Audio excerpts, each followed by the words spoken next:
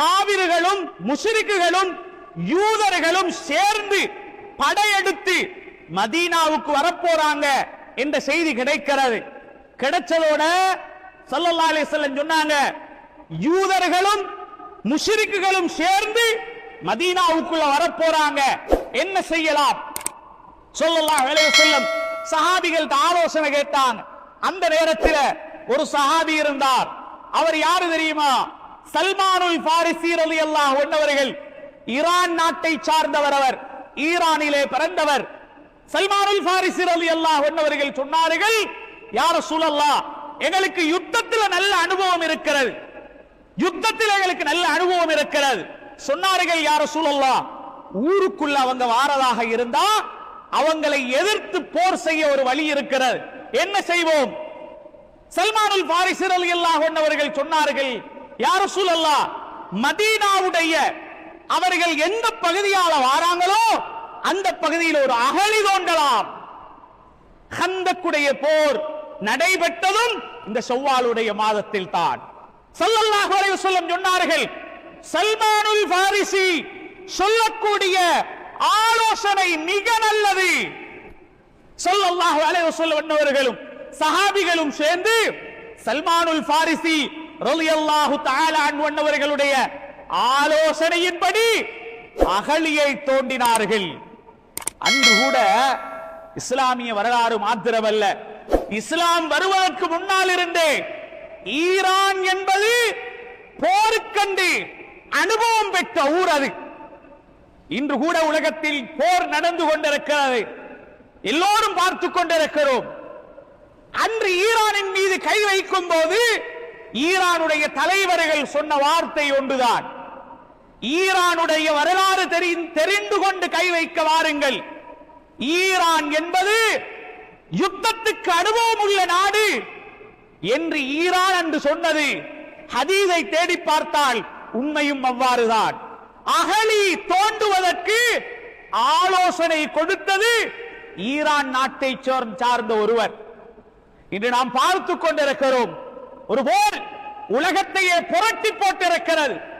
எத்தனையோ நாடுகள் யூத நசாராக்கள் மூலமாக கை வைக்கப்பட்டது. ஈராக் என்ற ஒரு நாடு, ஆப்கான் என்ற ஒரு நாடு, அதே போல பலஸ்தீன் என்ற ஒரு பகுதி அநியாயமாக அழிக்கப்பட்டுக் கொண்டே சென்றது. ஆனால் உலகம் அந்த கட்டங்களிலே பெரும் பொருளாதார வீழ்ச்சிகளை காணவில்லை.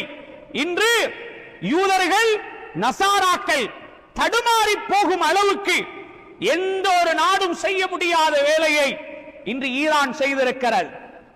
நம் சமுதாயம் கேட்கிறார்கள், ஹஜ்ரத், ஈரானிலே ஷியாக்கள் இருக்கிறார்கள், அவர்களுக்கு எவ்வாறு துஆ செய்வது? அவர்கள் முஸ்லீம்கள் அல்லவே. உண்மையில் சொல்ல போனால் நாம் சரியாக தெரிந்து கொள்ள வேண்டும், ஷியாக்களிலே ஒரு கூட்டம் காபிரானவர்கள் இருப்பார்கள். அவர்கள் லா இலாஹ இல்லல்லாஹ் அலி ரசூலுல்லாஹ் என்று சொல்வார்கள், முஹம்மது ரசூலுல்லாஹ்வை ஏற்றுக்கொள்ள மாட்டார்கள், அவர்கள் காபிர்கள். இன்னும் ஒரு கூட்டம் இருக்கிறாங்க, லா இலாஹ இல்லல்லாஹ் முஹம்மது ரசூலுல்லாஹ் என்று சொல்வார்கள். அவர்களிலே உள்ள பிரச்சனை அபூபக்கர் சித்தீக் ரலியல்லாஹு அன்ஹு, உமர் இப்னுல் கத்தாப் ரலியல்லாஹு அன்ஹு, உஸ்மான் இப்னு அஃபான் ரலியல்லாஹு அன்ஹு, அதே போல ஆயிஷா ரலியல்லாஹு அன்ஹா, அவங்களை எல்லாரையும் காபிர்கள் என்று சொல்லுவார்கள் அல்லது நரகவாதிகள் என்று சொல்லுவார்கள். இந்த ஷியாக்கள் வழிகேடர்கள். நல்லா விளங்கிக் கொள்ளணும், ஷியாக்களிலே இருக்கக்கூடிய ரெண்டு கூட்டம் இது. ஆக ஷியாக்களில் ஒரு கூட்டம் காவிரிகளாக, அதிலே பல பிரிவு 12 பிரிவினர்கள் இருக்கிறாங்க. ஒரு கூட்டம் வழிகேடர்கள், மாற்று கருத்து கிடையாது. ஆனால் வழிகேடர்களாக இருந்தாலும் காவிரிகளாக இருந்தாலும் யூத நசாராக்களை நண்பர்களாக தோழர்களாக ஆக்கிக் கொள்ளவில்லை. யூத நசாராக்களை எதிர்த்திருக்கிறார்கள், யூத நசாராக்களுக்கு எதிராக இருந்து போர் செய்கிறார்கள். கவலையான விஷயம், லா இலாஹ இல்லல்லாஹ் முஹம்மதுர் ரசூலுல்லாஹ் என்று சொன்ன இஸ்லாமியர்கள், இஸ்லாமிய நாடுகள் யூத நசாராக்களின் கொத்தடிமைகளாக மாறி இருக்கிறார்கள். யூத நசராணிகள் தங்களுடைய படைகளை, பட்டாளங்களை எங்க வச்சிருக்கிறாங்க? இஸ்லாமிய நாடுகளில் தான் வச்சிருக்கிறாங்க. இதை பார்க்கும் போது ஷியாக்களுக்கு குறை சொன்னவர்களும் ஏதோ பரவாயில்ல, அவன் வழிகேடனும் எந்த நிலைமையில இருந்தாலுமோ, இவர்களை பார்க்கும் போது இன்னும் கவலையாக இருக்கிறது என்று சொல்லும் அளவுக்கு இன்று மாறி இருக்கிறது. நான் மிம்பரில் இருந்து கொண்டு ஏதோ புதிய செய்தியை சொல்றேன்னு நீங்க யோசிக்க தேவையில்லை. நான் தெரியாத ஒரு செய்தியை உங்களுக்கு சொல்கிறேனா, அல்ல அப்படி ஒரு செய்தி எங்களுக்கு தெரியாதேன்னா நீங்க உலகத்திலே இல்லை, இல்லையா? எல்லோருக்கும் தெரியும் லா இலாஹ இல்லல்லாஹ் முஹம்மதுர் ரசூலுல்லாஹ், குர்ஆன் சுன்னாவை பாதுகாக்க வேண்டும் என்று கங்கணம் கட்டிக்கொண்டு திரிந்தவர்கள் யூத நசாராக்களின் அடிமைகள். எவ்வளவு வெட்கமாக இருக்கிறது தெரியுமா? எவ்வளவு வெட்கம் தெரியுமா? ஒரு நாடு ராசா என்ற வெக்கை கொத்து கொத்தாக மரணிக்கும் போது, பசி பட்டணியிலே தடுமாறும் போது, இந்த நாடுகள் எல்லாம் எங்கே இருந்தது? எல்லோரும் கேட்டாங்க, எல்லாரும் எங்க இருக்கிறாங்க? அப்பொழுது நமக்கு தெரியாது யூத நசாராக்களின் அடிமைகளாக இருந்தார்கள் என்பது தெரியாது. இப்பொழுது உலகம் கண்டுகொண்டது யூத நசாராக்களின் அடிமைகளாக லா இலாஹ இல்லல்லாஹ் முஹம்மதுர் ரசூலுல்லாஹ் என்று சொன்ன மக்கள் மாறி இருக்கிறார்கள். அன்பார்ந்தவர்களே, இஸ்லாமிய நெஞ்சங்களே, கடைசி காலமாகும் போது இப்படி நடக்கும் என்று நபிகள் நாயகம் ஸல்லல்லாஹு அலைஹி வஸல்லம் சொன்னாங்களே, அதை நினைக்கும் போதுதான் கவலையாக இருக்கிறது. ஸல்லல்லாஹு அலைஹி வஸல்லம் சொன்னார்கள், சுப்ஹானல்லாஹ், எங்கட நபி ஸல்லல்லாஹு அலைஹி வஸல்லம், எங்கட ரசூல் ஸல்லல்லாஹு அலைஹி வஸல்லம் சும்மா சொல்ல இல்ல, கடைசி காலம் வரும்போது ஸல்லல்லாஹு அலைஹி வஸல்லம் சொன்னார்கள், முஸ்லிம்கள் யூதர்களை பின்துயருவார்கள். பின்துயருவாங்கன்னா பின்னால அடிமை மாதிரி வாலாட்டிட்டு போவாங்க. ஹதீஸ் இது. எப்படி தெரியுமா?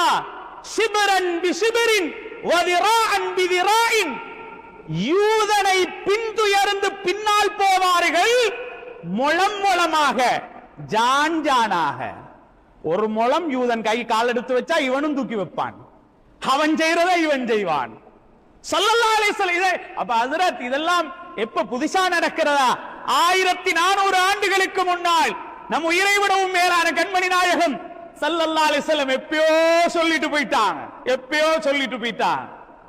யூதனை பின்துயர்ந்த முஸ்லிம்கள் இருப்பார்கள். இது நாங்க இன்றைக்கு கண்ணால பார்த்து கொண்டிருக்கிறோம். நான் சொல்ல வரக்கூடிய தகவல், ஹந்தக் அகழி அன்று சல்மானுல் பாரிசி என்ற ஈரானை சார்ந்த ஒரு சஹாபியின் மூலமாக ஐடியா கொடுக்கப்பட்டு தோண்டப்பட்ட அகழி இஸ்லாமியர்களுக்கு ஒரு பெரிய ஒரு வெற்றியை அன்றைய நாளிலே இட்டுக் கொடுத்தது.